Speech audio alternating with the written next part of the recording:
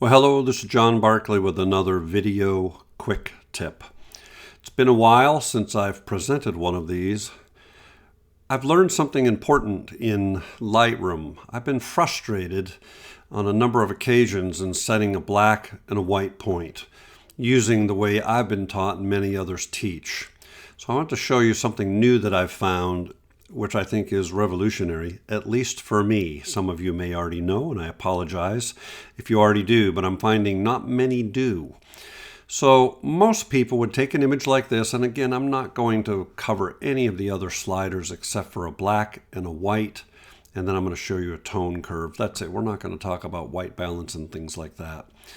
In a situation where we have a fair amount of data missing, right, before the pile of data starts, there's a fair amount of nothing happening up here on the right side of this histogram.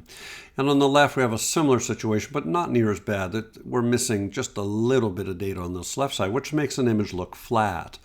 So typically, we want to set a black and a white point. And heretofore, what I would do is I would go to the white slider, and I would start titrating with, if you don't know this, you can just hover over any one of these sliders. I don't need to do anything special, but hover over it.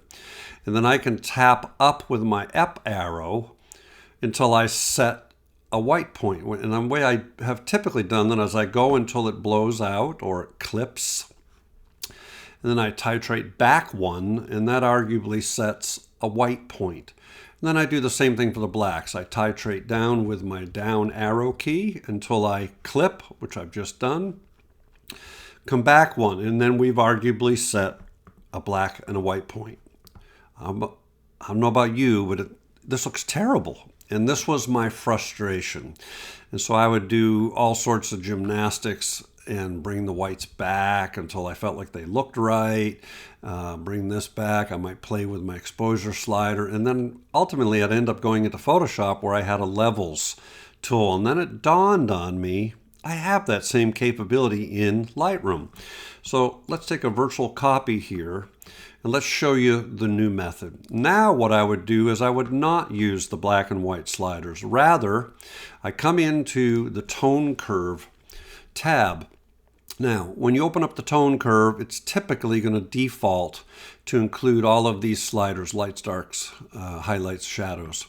I don't want that because it doesn't allow me to grab the points of black and white that I want to. To change to the alternate view of this, just go to the bottom right of this box and click on that little icon, and it's going to make all those sliders go away. You click on again, all those sliders come back. They both have value, and that's for another video. I really just want to cover this specific thing today. So now, how would I set the white point? I would go up here until I have a double arrow, an up and down arrow. Notice it's a plus sign, but it becomes an up and down arrow here. And I'm simply going to click and drag and pull. And I'm going to set that way. Just a little thing to understand. You can pull down accidentally very easy. In this case of setting the white point, you want to keep it all the way to the top. So make sure to pull over and up at the same time. Same thing with the black point. Whoops. See, that's what happens when you don't get the double arrow. Got to get the double arrow, and then you're pulling just that point. So I'm going to pull this one over while pulling down at the same time. And there we go. So let's take a look and remind you. Here's the, whoops, we got to go back and use this to set it all the way up to here. Okay, so here was version number 1 using just these whites and blacks. And here's the better method of using the tone curve to click and drag and click and drag. It's night and day difference. It's really dramatic. So I would encourage you to pay attention to specifically when you have a fair amount of data missing. If you have a histogram that's pretty close to the edges, the old method of just simply titrating up a couple of clicks to set a black and a white, or up to set a white point and down to set a black point, works just fine. But when you have a fair amount of space between the edge of the histogram and where the data starts, using the method with the tone curve, I think you'll find is a much better result. I hope this has been helpful. Thanks for watching.